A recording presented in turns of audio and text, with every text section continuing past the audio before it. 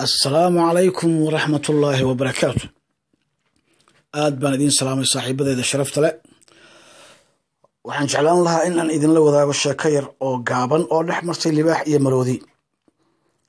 oo libaaxuna matalayo Puntland, maroodiguna uu matalayo Somaliland. libaaxi baa daandaansiga bilaabay wuxuu yiri: "Waa maroodiyow, maxaa ku keenay dagaankayga?"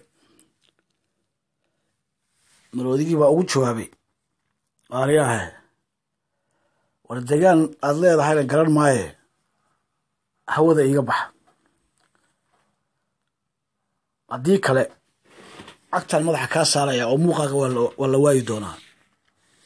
libaaxi baa yiri: "Bow waa la tahay, aniga soo garan maysid." libaax baa la yiraahdaa boqorka habar dugaag, aniga weeye bow wallahi talaaban kaa qaadaya haddaadan ka dhaqaaqin meesha.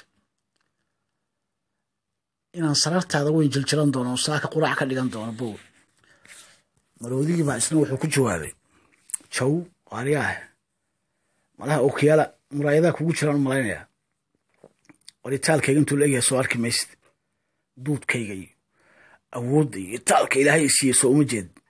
aariyaha, halkaa cagtaa kaliya haddaan madaxa kaa saaro, gebigaaga waa lagu waayayaa, ciiddaan kula simayaa.